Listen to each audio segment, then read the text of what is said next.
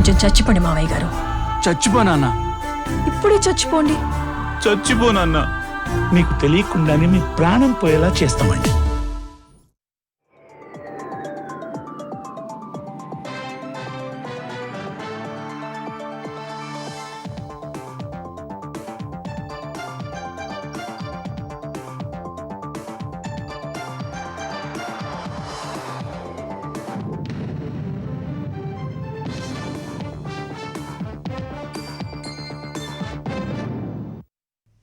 నమస్కారం, ETV news కు స్వాగతం. ముఖ్యాంశాలు. స్థానిక ఎన్నికలకు సిద్ధం కావాలని శ్రేణులకు చంద్రబాబు పిలుపు. ప్రజలతో మమేకం కావాలని సూచన. ప్రభుత్వ పథకాలను వివరించాలని నిర్దేశం. నకిలీ మద్యం కేసులో సిట్ దర్యాప్తు ముమ్మరం. ప్రధాన నిందితుల ఆర్థిక లావాదేవీలపై దృష్టి. మాజీ మంత్రి జోగి రమేష్ తో సంబంధాలపై ఆరా. డిసెంబర్ 1 నుంచి రేవంత్ జిల్లాల పర్యటన. మక్తల్ నుంచి శ్రీకారం. అభివృద్ధి పనులకు భూమి పూజ ప్రారంభోత్సవాలు చేయనున్న CM. Rising Telangana vision document పై సర్కార్ కసరత్తు. రాష్ట్ర భవితను ఆవిష్కరిస్తామన్న భట్టి. గ్లోబల్ సమ్మిట్ ను పండుగలా నిర్వహిస్తామని వెల్లడి. తెలంగాణకు కలిసొచ్చిన అక్టోబర్ మాసం. పండుగలు, పెళ్లిళ్లు, జీఎస్టీ స్లాబుల తగ్గింపుతో భారీగా ఆదాయం. 16,000 కోట్లకు పైగా వసూళ్లు. బీహార్లో నేడు కొలువుదేరనున్న కొత్త సర్కార్. 10వ సీఎంగా ప్రమాణం చేయనున్న నితీష్. హాజరు కానున్న ప్రధాని మోదీ సహా ఎన్డీఏ నేతలు. భారత్కు SU-57 యుద్ధ విమానాల సాంకేతికత బదిలీ. అంగీకరించిన రష్యా. దేశీయంగా జెట్ ఫైటర్ల తయారీకి మార్గం సుగమం.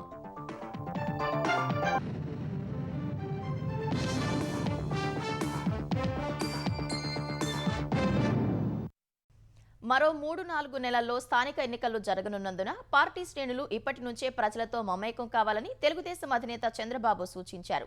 పార్టీ ఎమ్మెల్యేలు, నాయకులు, కార్యకర్తలతో టెలికాన్ఫరెన్స్ నిర్వహించిన ఆయన అన్నదాత సుఖీభావ పథకం కింద సుమారు 47 లక్షల మంది రైతులకు లబ్ధి చేకూరిందని, ఈ విషయాన్ని ప్రజల్లోకి తీసుకెళ్లాలని దిశానిర్దేశం చేశారు. పార్టీ శ్రేణులు సచివాలయ సిబ్బందితో కలిసి ఇంటింటికి వెళ్లి ప్రభుత్వం చేసిన సాయం గురించి వివరించాలన్నారు. 10 రోజుల్లో ఈ కార్యక్రమాన్ని పూర్తి చేయాలని చంద్రబాబు సూచించారు. సూపర్ 6 తో పాటు ఎన్నికల సమయంలో హామీ ఇవ్వని అనేక కొత్త పథకాల్ని అమలు చేశామన్నారు. కార్యకర్తలు నిత్యం ప్రజల్లో ఉంటూ ప్రభుత్వం చేస్తున్న అభివృద్ధి, సంక్షేమం గురించి వారిని చైతన్యపరచాలని ఆదేశించారు. ఏ కార్యక్రమం చేపట్టినా జనసేన, బీజేపీలను కలుపుకొని వెళ్లాలని, స్థానిక సంస్థల ఎన్నికలకు 3 పార్టీలు కలిసి వెళ్తాయని చంద్రబాబు స్పష్టం చేశారు. నకిలీ మద్యం కేసులో ప్రధాన నిందితుల ఆర్థిక లావాదేవీలపై సిట్టు దృష్టి సారించింది. అద్దేపల్లి సోదరుల బ్యాంకు స్టేట్మెంట్లను పరిశీలిస్తోంది. మాజీ మంత్రి జోగి రమేష్, అతని సోదరుడు రాములతో ఆర్థిక బంధంపై అధికారులు దృష్టి పెట్టారు. అద్దేపల్లి జనార్దన్ రావు, జగన్మోహన్ రావును సిట్, ఎక్సైజ్ అధికారులు రెండోసారి 4 రోజుల కస్టడీకి తీసుకున్నారు. బుధవారం అదుపులోకి తీసుకుని ఇద్దరిని ప్రశ్నించారు. గత కొన్నేళ్ల బ్యాంక్ స్టేట్మెంట్లను తెప్పించుకొని అందులో పెద్ద మొత్తంలో జరిగిన లావాదేవీలపై ఇద్దరిని వేర్వేరుగా ప్రశ్నించారు. నగదు విత్డ్రాల్స్ గురించి ప్రధానంగా దృష్టి పెట్టారు. జోగి సోదరులకు ముడుపులను నగదు రూపంలో ఇచ్చినట్లు వారు అంగీకరించినట్లు తెలిసింది. జోగి సోదరులతో సంబంధాలపైన ప్రశ్నించినట్లు తెలుస్తోంది. మద్యం సిండికేట్లో ఉండి మద్యం వ్యాపారం చేసినట్లు ఒప్పుకున్నారు. పలు ప్రశ్నలకు జనార్దన్ రావు సరైన సమాధానాలు చెప్పలేదని సమాచారం. శ్రీకాకుళం జిల్లా ఉద్దానంలో కిడ్నీ వ్యాధి మూలాలపై పరిశోధన చేసేందుకు Indian council of medical research ఆమోదం తెలిపిందని మంత్రి సత్యకుమార్ చెప్పారు. 3 ఏళ్లలో పరిశోధన పూర్తి చేసేందుకు 3 దశల్లో ఐసీఎంఆర్ 6.2 కోట్లు గ్రాంటుగా ఇస్తుందన్నారు. శ్రీకాకుళం కిడ్నీ రీసెర్చ్ ప్రాజెక్టు పేరుతో ఈ పరిశోధనలు జరుగుతాయన్నారు. ఈ పరీక్షలతో 1-2 సంవత్సరాల్లో కిడ్నీ వ్యాధుల బారిన పడేవారిని గుర్తించి ముందుగానే చికిత్స అందించేందుకు అవకాశం ఏర్పడుతుందని మంత్రి సత్యకుమార్ పేర్కొన్నారు. అతి త్వరలో పరిశోధన ప్రారంభమవుతుందని తెలిపారు. తొలి విడతలో 5,500 మందిని ఎంపిక చేసి వారికి పరీక్షలు నిర్వహిస్తారు. దీనివల్ల 1-2 సంవత్సరాల్లో కిడ్నీ సమస్య ఏ స్థాయిలో రావచ్చన్నది స్పష్టంగా తెలుస్తుంది. ప్రస్తుతం కొత్త మందులు అందుబాటులోకి వచ్చాయి. ప్రజాపాలన విజయోత్సవాల్లో భాగంగా సీఎం రేవంత్ రెడ్డి జిల్లాల పర్యటనలు చేయనున్నట్లు తెలుస్తోంది. కాంగ్రెస్ ప్రభుత్వం ఏర్పాటై 2 ఏళ్లు పూర్తి కావస్తున్న సందర్భంగా ప్రజాపాలన పేరుతో పెద్ద ఎత్తున వేడుకలు నిర్వహించాలని సర్కార్ నిర్ణయించింది. 1వ తేదీన నారాయణపేట జిల్లా మక్తల్ నుంచి సీఎం జిల్లాల పర్యటనలకు శ్రీకారం చుట్టేలా సీఎం ఓ షెడ్యూల్ రూపొందించినట్లు సమాచారం. 7వ తేదీ వరకు ముఖ్యమంత్రి జిల్లాల పర్యటన కొనసాగే అవకాశం ఉంది. జిల్లా పర్యటనల సందర్భంగా సీఎం రేవంత్ రెడ్డి అభివృద్ధి పనులకు భూమి పూజ, ప్రారంభోత్సవాలు చేయనున్నారు. డిసెంబర్ 8, 9 తేదీల్లో తెలంగాణ రైజింగ్ గ్లోబల్ సమ్మిట్ ప్రభుత్వం నిర్వహించనుంది. ఈ సందర్భంగా తెలంగాణ విజన్ డాక్యుమెంట్ 2047ను విడుదల చేయనుంది. ఈ కార్యక్రమాల్లో ముఖ్యమంత్రి పాల్గొంటారు. జిల్లా పర్యటనల కంటే ముందు ముఖ్యమంత్రి వివిధ శాఖల్లో జరిగిన అభివృద్ధిపై సమీక్షలు నిర్వహించనున్నారు. 2 ఏళ్లలో తెలంగాణ సాధించిన ప్రగతిని ప్రపంచానికి చాటడమే తెలంగాణ రైజింగ్ విజన్ డాక్యుమెంట్ లక్ష్యమని ఉప ముఖ్యమంత్రి భట్టి విక్రమార్క తెలిపారు. ప్రజాభవన్లో ప్రభుత్వ ముఖ్య కార్యదర్శులతో సమావేశమై 2047 విజన్ డాక్యుమెంట్ పై చర్చించారు. $3 ట్రిలియన్ ఎకానమీ లక్ష్య సాధన దిశగా అడుగులు వేస్తున్నట్లు భట్టి చెప్పారు. 2 ఏళ్లలో ఏమి చేశామో చెప్పడం కంటే తెలంగాణను ఎలా తీర్చిదిద్దబోతున్నామో డాక్యుమెంట్ ద్వారా వివరించనున్నట్లు తెలిపారు. 2 ఏళ్లలో సాధించిన పెట్టుబడులు, రీజనల్ రింగ్ రోడ్డు నిర్మాణం తదితర అంశాలను ప్రస్తావించాలని ఉప ముఖ్యమంత్రి సూచించారు. డిసెంబర్ 8, 9 తేదీల్లో జరిగే గ్లోబల్ సమ్మిట్ కు వివిధ రంగాల నిపుణులు, పారిశ్రామికవేత్తలను ఆహ్వానిస్తున్నట్లు చెప్పారు. మంత్రులతో నేడు చర్చించి విజన్ డాక్యుమెంట్ కు తుది రూపు ఇవ్వాలని ప్రభుత్వ కార్యదర్శులకు భట్టి సూచించారు. తెలంగాణ ప్రభుత్వాన్ని బద్నాం చేసేలా కేంద్రం రైతు వ్యతిరేక చర్యలకు పాల్పడుతుందని వ్యవసాయ శాఖ మంత్రి తుమ్మల నాగేశ్వరరావు విమర్శించారు. నిబంధనల పేరుతో పత్తి రైతుకు మద్దతు ధర రాకుండా చేస్తోందని ఆక్షేపించారు. ఎన్నిసార్లు మొరపెట్టుకున్నా కేంద్రం కనీసం స్పందించడం లేదని తుమ్మల ఆరోపించారు. రైతుల హితం కోసం ఏడాదిన్నరలో 1,00,000 కోట్లు వ్యయం చేసినట్లు తుమ్మల వివరించారు. ప్రతి కొనుగోలు కేంద్ర ప్రభుత్వం ఆధీనంలోనే ఉంది. నెల రోజులు అయిన తర్వాత మేము 7 క్వింటాలే కొంటామని చెప్పి కపాస్ అనే విధానాన్ని మొదలుపెట్టారు. రోజు తుఫాను ఉండటం మూలాన, గాలిలో తేమ ఉండటం మూలాన ఎప్పుడు కూడా 12% లోపు రావట్లేదు. ఎగ్జామ్ చేయమని చెప్పి 10 సార్లు అడిగాము. మద్దతు ధర ప్రకటిస్తారు, ఆ పంటలను మళ్ళీ కొనుగోలు చేయరు. ఆ భారం అంతా రాష్ట్ర ప్రభుత్వాల మీద పడుతుంది. మా రైతుల కోసం, వాళ్ళ శ్రేయస్సు కోసం, వాళ్ళ సంక్షేమం కోసం కొనుగోలు చేస్తున్నటువంటి ఏకైక ప్రభుత్వం తెలంగాణ ప్రభుత్వం. ఉప్పల్ నారపల్లి ఎలివేటెడ్ కారిడార్ పనులు వచ్చే దసరా నాటికి ఖచ్చితంగా పూర్తి చేస్తామని తెలంగాణ రోడ్లు, భవనాల శాఖ మంత్రి కోమటిరెడ్డి వెంకటరెడ్డి చెప్పారు. ఈ మేరకు R&B, కేంద్ర రోడ్డు రవాణా మంత్రిత్వ శాఖ అధికారులు నిర్మాణ సంస్థకు సూచించారు. ఉప్పల్ మార్గంలో వాహనదారులు ఎదుర్కొంటున్న ఇబ్బందులపై ఇటీవల అధికారులతో సమీక్ష నిర్వహించిన మంత్రి కోమటిరెడ్డి వెంటనే బీటీ రోడ్డు పనులు చేపట్టాలని ఆదేశించారు. ఉప్పల్ మీదుగా వరంగల్, మేడారం వెళ్లే భక్తులకు ఇబ్బందులు లేకుండా రోడ్డు నిర్మాణం చేస్తున్నామని వివరించారు. 5.5 కిలోమీటర్ల దూరానికి గాను 1.5 కిలోమీటర్ నిర్మాణం పూర్తయిందన్నారు. మేడారం జాతర ప్రారంభమయ్యే నాటికి బీటీ రోడ్డు పూర్తి చేసి ప్రజలకు అందుబాటులోకి తెస్తామని మంత్రి కోమటిరెడ్డి తెలిపారు. బీహార్లో నేడు నితీష్ కుమార్ సారథ్యంలో కొత్త ప్రభుత్వం ఏర్పాటు కానుంది. ఇవాళ పట్నా గాంధీ మైదానంలో జరిగే కార్యక్రమంలో బీహార్ సీఎంగా నితీష్ కుమార్ 10వ ప్రమాణ స్వీకారం చేయనున్నారు. ప్రధాని నరేంద్ర మోదీ, కేంద్ర మంత్రులు అమిత్ షా, రాజ్నాథ్ సింగ్, ధర్మేంద్ర ప్రధాన్తో పాటు ఎన్డీఏ పాలిత రాష్ట్రాల ముఖ్యమంత్రులు హాజరు కానున్నారు. ఇందుకోసం పెద్ద ఎత్తున ఏర్పాట్లు చేశారు. ప్రమాణ స్వీకారోత్సవానికి 3 లక్షల మందికి పైగా అభిమానులు, కార్యకర్తలు హాజరయ్యే అవకాశం ఉందని అంచనా. సభాపతిగా బీజేపీ నేత ప్రేమ్ కుమార్, ఉపసభాపతి పదవి జేడీయూకు ఇచ్చేందుకు ఎన్డీఏ పక్షాల మధ్య అంగీకారం కుదిరినట్లు తెలుస్తోంది. 35 నుంచి 36 మంది మంత్రులు ప్రమాణ స్వీకారం చేసే అవకాశం ఉంది. కొత్త కేబినెట్లో బీజేపీ నుంచి 16, జేడీయూ నుంచి 14 మంది మంత్రులకు చోటు దక్కనున్నట్లు తెలుస్తోంది. అందులో 6 కొత్తవారు ఉంటారని సమాచారం. బీహార్ సీఎం నితీష్ కుమార్ ప్రమాణ స్వీకారోత్సవానికి ముఖ్యమంత్రి చంద్రబాబు, మంత్రి నారా లోకేష్ హాజరు కానున్నారు. ఈ మేరకు ఇరువురు నేతలకు ఆహ్వానం అందింది. విజయవాడ నుంచి ఉదయం 8 గంటలకు పట్నాకు వెళ్లనున్న చంద్రబాబు, లోకేష్ 10 గంటల 20 నిమిషాలకు గాంధీ మైదాన్లో జరిగే బీహార్ సీఎం ప్రమాణ స్వీకారోత్సవంలో పాల్గొంటారు. మధ్యాహ్నం 1 గంటకు అమరావతికి తిరిగి పయనం కానున్నారు. దక్షిణాఫ్రికాలో ఈ నెల 22, 23 తేదీల్లో జరిగే G20 సదస్సుకు ప్రధాని మోదీ హాజరు కానున్నారు. ఈ నెల 21 నుంచి 3 రోజుల పాటు జోహెన్నెస్బర్గ్లో ప్రధాని పర్యటించనున్నట్లు విదేశాంగ శాఖ ఓ ప్రకటన చేసింది. గ్లోబల్ సౌత్లో వరుసగా 4వసారి జరుగుతున్న G20 శిఖరాగ్ర సమావేశంలో ప్రధాని 3 సెషన్లలో ప్రసంగిస్తారని వెల్లడించింది. సమగ్ర, స్థిరమైన ఆర్థిక వృద్ధి, వాణిజ్యం, వాతావరణ మార్పులు, ఆహార వ్యవస్థలు, అరుదైన ఖనిజాలు, కృత్రిమ మేధస్సు వంటి అంశాలపై మాట్లాడనున్నట్లు విదేశాంగ శాఖ పేర్కొంది. వివిధ దేశాధినేతలతోనూ ద్వైపాక్షిక చర్చలు జరపనున్నట్లు తెలిపింది. అదేవిధంగా ఇండియా, బ్రెజిల్, దక్షిణాఫ్రికా నేతల సమావేశంలోనూ ప్రధాని మోదీ పాల్గొననున్నట్లు వెల్లడించింది. దసరా, దీపావళి పండుగలు, పెళ్లిళ్ల సీజన్తో పాటు జీఎస్టీ భారం తగ్గడంతో తెలంగాణ ప్రభుత్వానికి పన్ను ఆదాయం బాగా సమకూరింది. అక్టోబర్లో పన్నుల రూపంలో ఖజానాకు ఏకంగా 16,000 కోట్ల రూపాయలకు పైగా చేరింది. సెప్టెంబర్ నెలతో పోలిస్తే 5,000 కోట్ల వరకు ఆదాయం పెరిగింది. 7 నెలలు పూర్తయ్యేసరికి రెవెన్యూ లోటు 10,000 కోట్లు దాటింది. అక్టోబర్లో తెలంగాణ ప్రభుత్వానికి పన్నుల ద్వారా భారీగా ఆదాయం సమకూరింది. దసరా, దీపావళి పండుగలు, పెళ్లిళ్ల సీజన్ కావడంతో పాటు కేంద్రం జీఎస్టీ స్లాబ్లు తగ్గించడం కూడా కలిసి వచ్చింది. అక్టోబర్ నెలలో పన్నుల రూపంలో ఖజానాకు 16,372 కోట్లు జమయ్యాయి. 2025-26 ఆర్థిక సంవత్సరంలో ఇదే అత్యధికం. ఈ ఏడాది ఇప్పటి వరకు పన్ను ఆదాయం 88,209 కోట్లకు చేరింది.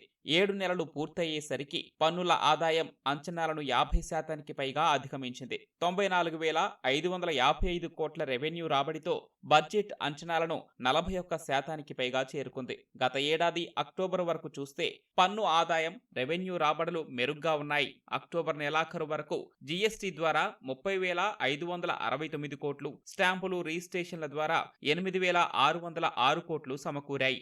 అమ్మకం పన్ను ద్వారా 19,057 కోట్లు, ఎక్సైజ్ సుంకం ద్వారా 13,296 కోట్లు ఖజానాకు వచ్చాయి.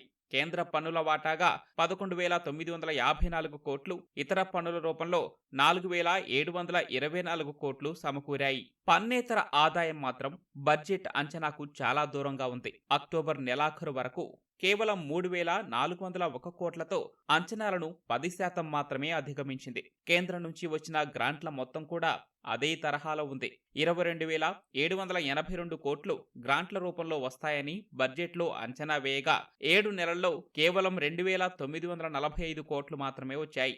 అయితే ఈ ఏడాది అక్టోబర్ నెలలోనే గ్రాంట్లు అధికంగా 948 కోట్లు అందాయి. అప్పులు మాత్రం భారీగానే ఉన్నాయి. 2025-26 బడ్జెట్లో 54,009 కోట్ల రుణాలు ప్రతిపాదించగా 7 నెలల్లోనే అందులో 93% పైగా 50,541 కోట్లు తీసుకున్నారు. అక్టోబర్ నెలాఖరు వరకు అన్ని రకాలుగా ఖజానాకు 1,45,124 కోట్లు సమకూరింది. బడ్జెట్ అంచనాలో అది 51%గా ఉంది. 7 నెలల్లో ప్రభుత్వం 1,33,920 కోట్లు ఖర్చు చేసింది. అందులో రెవెన్యూ వ్యయం 1,04,669 కోట్లు కాగా మూలధన వ్యయం 29,251 కోట్లుగా ఉంది. మూలధన వ్యయం బడ్జెట్ అంచనాలు ఇప్పటికీ 80% అధిగమించింది. అక్టోబర్ నెలాఖరుకు 28,685 కోట్లు ఖర్చు చేశారు. ఈ ఆర్థిక సంవత్సరం 7 నెలల్లో వడ్డీ చెల్లింపులకు 16,529 కోట్లు, వేతనాలపై 27,663 కోట్లు వ్యయం చేశారు. పెన్షన్లకు 10,883 కోట్లు, రాయితీలపై 9,446 కోట్లు ఖర్చు చేశారు. అక్టోబర్ నెలాఖరు వరకు 10,113 కోట్ల రెవెన్యూ లోటు ఉంది. ఆర్థిక లోటు 50,541 కోట్లు, ప్రాథమిక లోటు 34,011 కోట్ల రూపాయలుగా ఉంది. ప్రజలకు వైద్య సేవలు అందించే విషయంలో నిర్లక్ష్యంగా వ్యవహరిస్తే ఎట్టి పరిస్థితుల్లో ఉపేక్షించేది లేదని తెలంగాణ వైద్య ఆరోగ్య శాఖ మంత్రి దామోదర రాజనరసింహ హెచ్చరించారు.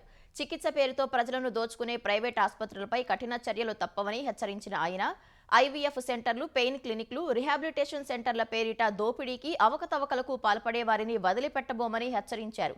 జనరల్ ఆసుపత్రుల సూపరింటెండెంట్లు, డిఎంహెచ్ఓలు, ప్రోగ్రాం ఆఫీసర్లతో మంత్రి దామోదర సమావేశమయ్యారు. ప్రభుత్వ ఆసుపత్రుల్లో వృద్ధులకు ప్రత్యేక వైద్య సేవలు అందించాలని అధికారులను ఆదేశించారు.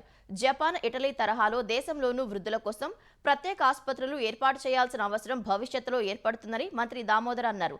వృద్ధాప్యంలో వచ్చే మానసిక, శారీరక ఆరోగ్య సమస్యలను దృష్టిలో ఉంచుకొని జిరియాట్రిక్ సేవలను విస్తరించాలన్నారు.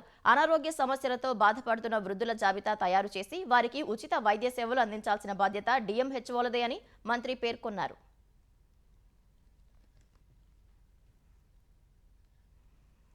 తెలంగాణను స్కిల్ క్యాపిటల్ ఆఫ్ ఇండియాగా మార్చాలన్నదే తమ ప్రభుత్వ లక్ష్యమని తెలంగాణ పరిశ్రమల శాఖ మంత్రి శ్రీధర్ బాబు చెప్పారు. గచ్చిబౌలిలోని ఇంజనీరింగ్ స్టాఫ్ కాలేజ్ ఆఫ్ ఇండియాలో నిర్వహించిన ఏఐ డిజిటల్ టెక్నాలజీస్ హ్యాకథాన్ను ఆయన ప్రారంభించారు. AI, machine learning, quantum computing లాంటి ఆధునిక సాంకేతిక పరిజ్ఞానంలో తెలంగాణ యువతను తీర్చిదిద్దేలా ప్రణాళిక సిద్ధం చేశామన్నారు. సాంకేతికత రోజురోజుకు వేగంగా మారుతోందని, ఆ మార్పును అందిపుచ్చుకోగలిగితేనే భవిష్యత్తు ఉంటుందని మంత్రి శ్రీధరబాబు అన్నారు. 2 ఏళ్లలో 40% పైగా అంతర్జాతీయ కంపెనీలు జనరేటివ్ ఏఐని తమ కోర్ వర్క్ లో భాగం చేసుకున్నాయని తెలిపారు. ఏఐ వల్ల ఉద్యోగాలు పోతాయన్నది అపోహ మాత్రమేనని, అది కేవలం ఉద్యోగాల స్వరూపాన్ని మాత్రమే మారుస్తుందని తెలిపారు. ఆటోమేషన్ వల్ల 85 మిలియన్ల ఉద్యోగాలు పోతే నైపుణ్యం ఆధారంగా 97 మిలియన్ల కొత్త ఉద్యోగాలు వస్తాయని వరల్డ్ ఎకనామిక్ ఫోరం అంచనా వేసిన విషయాన్ని మంత్రి శ్రీధర్ బాబు గుర్తు చేశారు.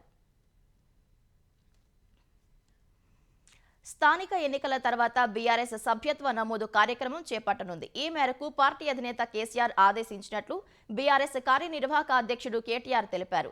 తెలంగాణ భవన్లో జూబ్లీహిల్స్ ఉప ఎన్నిక ఓటమిపై కేటీఆర్ సమీక్ష నిర్వహించారు. ఈ సందర్భంగా కార్యకర్తల అభిప్రాయాలు తీసుకున్నారు. జూబ్లీహిల్స్ లో కొనుక్కున్న ఓట్లతో కాంగ్రెస్ గెలిచిందని, ఆ విషయం సీఎం రేవంత్ రెడ్డి అంతరాత్మకు తెలుసని కేటీఆర్ అన్నారు. సీఎం రేవంత్ రెడ్డితో పాటు మంత్రులను రోడ్డుపైకి తెచ్చామన్న ఆయన ఒక ఆడబిడ్డను ఓడించేందుకు అజారుద్దీన్ కు మంత్రి పదవి ఇచ్చారని విమర్శించారు. 30 ఏళ్ల రాజకీయ జీవితంలో ఇలాంటి పరిస్థితి ఎప్పుడూ లేదని, సీఎం రేవంత్ రెడ్డి కుర్చీ కదిలిపోతుందన్న భయంతో 150 కోట్లు ఖర్చు చేసి గెలిచారని కేటీఆర్ ఎద్దేవా చేశారు. రాష్ట్రపతి ద్రౌపది ముర్ము నేడు తిరుమలకు రానున్నారు. మధ్యాహ్నం 3:25 తిరుపతి విమానాశ్రయానికి చేరుకోనున్నారు. అక్కడి నుంచి తిరుచానూరుకు వెళ్లి పద్మావతి అమ్మవారిని దర్శించుకుంటారు. రాత్రికి తిరుమలలోని పద్మావతి అతిథి గృహంలో బస చేయనున్న రాష్ట్రపతి రేపు ఉదయం వరాహస్వామి ఆలయంలో ప్రత్యేక పూజలు చేస్తారు. అనంతరం మహాద్వారం వద్ద రాష్ట్రపతి ద్రౌపది ముర్ముకు అధికారులు, అర్చకులు ఆలయ మర్యాదలతో స్వాగతం పలకనున్నారు. శ్రీవారి దర్శనం తర్వాత రాష్ట్రపతి పద్మావతి అతిథి గృహానికి చేరుకొని తిరుగు ప్రయాణం కానున్నారు.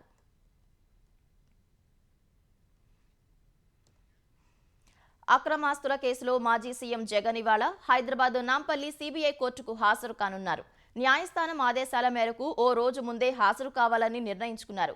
గత నెల యూరప్ పర్యటనకు అనుమతించిన కోర్టు తిరిగి వచ్చాక న్యాయస్థానం ముందు హాజరు కావాలని షరతు విధించింది.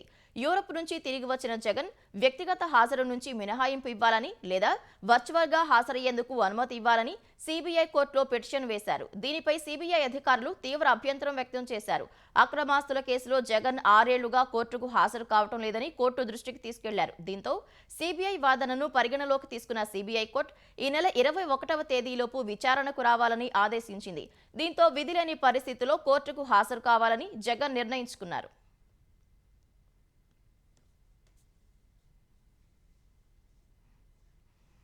ఉమ్మడి కృష్ణా జిల్లా పరిధిలో అరెస్టైన 28 మంది మావోయిస్టులకు కోర్టులు రిమాండ్ విధించాయి. ఎన్టీఆర్ జిల్లాలో అరెస్టు చేసిన పొడియం రెంగు, అతని భార్య సోది మంగి, సోది మనీల, మదకం మదన్ను విజయవాడ 4వ ఏసీఎంఎం కోర్టులో హాజరుపరిచారు. న్యాయమూర్తి వారికి వచ్చే నెల 3వ తేదీ వరకు రిమాండ్ విధించారు. అనంతరం నెల్లూరు జైలుకు తరలించారు. కానూరు, ఆటోనగర్, గన్నవరంలో అరెస్టు చేసిన 24 మందిని కృష్ణా జిల్లా పోలీసులు విజయవాడ తాలూకా కోర్టులో హాజరుపరిచారు. డిసెంబర్ 2 వరకు రిమాండ్ విధించారు. తర్వాత వారిని రాజమహేంద్రవరం కారాగారానికి తరలించారు. మరో 4 మావోయిస్టుల వయసుపై సందేహం వ్యక్తం చేసిన న్యాయాధికారి వైద్య పరీక్షలు నిర్వహించి ధృవీకరణ పత్రం అందజేయాలని ఆదేశించారు. అప్పటి వరకు ఆ 4 పోలీసుల ఆధీనంలో ఉంచాలని సూచించారు.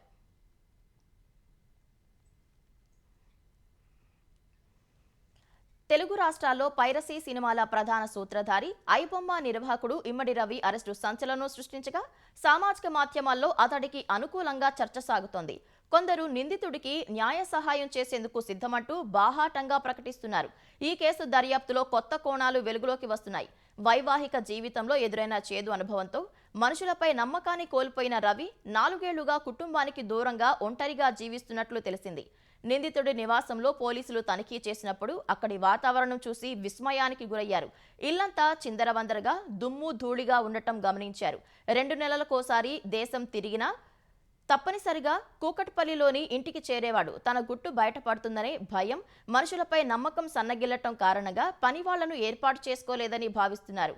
అతడి వద్ద లభించిన సెల్ ఫోన్లో కేవలం ఫుడ్ డెలివరీ బాయ్స్ నంబర్లు మాత్రమే ఉండటం పోలీసులను విస్మయానికి గురిచేసింది. గతంలో సర్వర్లు, డొమైన్ నిర్వాహకుల సమాచారాన్ని పోలీసులు సేకరించారు. స్విట్జర్లాండ్, అమెరికా, నెదర్లాండ్స్లోని సర్వర్ల ద్వారా పైరసీ సాగుతున్నట్లు గుర్తించారు. ఐబొమ్మకు క్లౌడ్ సేవలు అందిస్తున్న ఆయా కంపెనీల ప్రతినిధులతో వీడియో కాల్ ద్వారా వివరాలు సేకరించారు.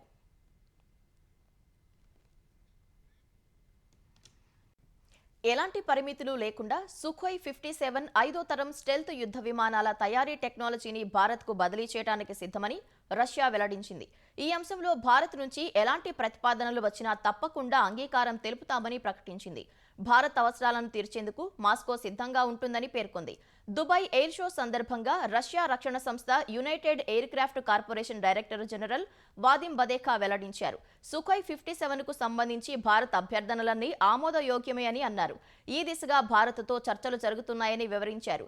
రష్యాలో తయారైన సుఖోయ్ 57లను తొలుత భారత్కు సరఫరా చేస్తామని వాదిం బదేఖా తెలిపారు. ఆ తర్వాత సాంకేతికతను బదిలీ చేసి భారత్లోనే తయారు చేస్తామన్నారు.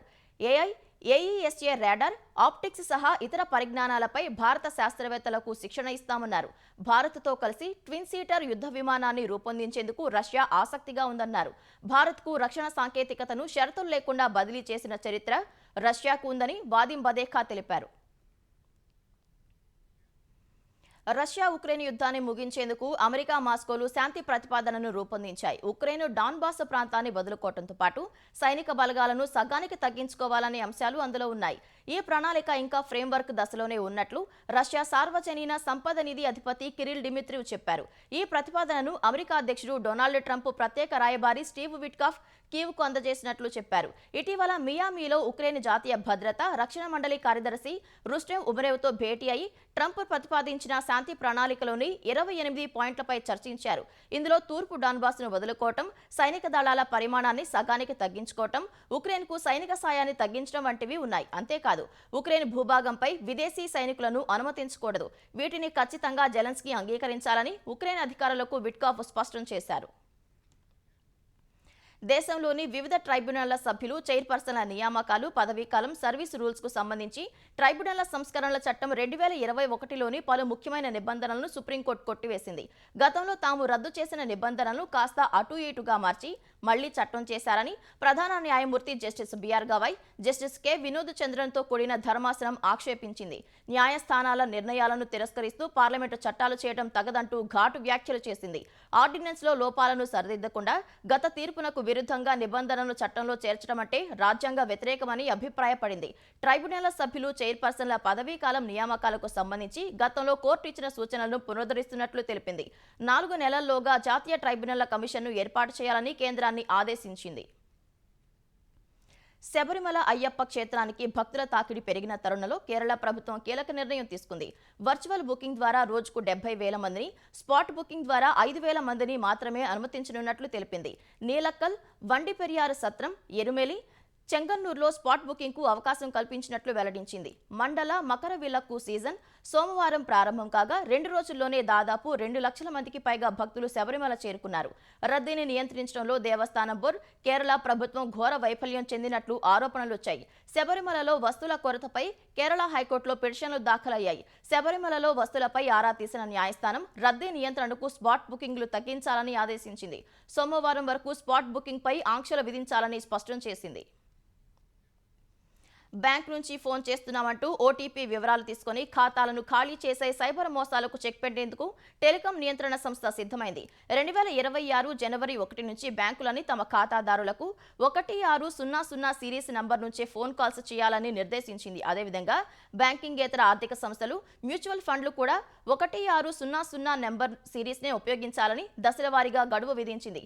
సహకార బ్యాంకులు, ప్రాంతీయ గ్రామీణ బ్యాంకులు, చిన్న సంస్థలు మార్చి 1లోగా నిబంధనలు అమలు చేయాలని ట్రాయ్ పేర్కొంది. మ్యూచువల్ ఫండ్లు, అసెట్ మేనేజ్మెంట్ కంపెనీలు ఫిబ్రవరి 15లోగా అమలు చేయాలని స్పష్టం చేసింది. క్వాలిఫైడ్ స్టాక్ బ్రోకర్లకు మార్చి 15 వరకు గడువు ఇచ్చింది. ఆర్బీఐ, సెబీ, పీఎఫ్ఆర్డీఏ నియంత్రణలోని సంస్థలు తప్పనిసరిగా గడువులోగా వినియోగించాలని పేర్కొంది. బీమా రంగ సంస్థలు ఈ సిరీస్ను అమలు చేసేందుకు చర్చలు జరుగుతున్నట్లు ట్రాయ్ పేర్కొంది.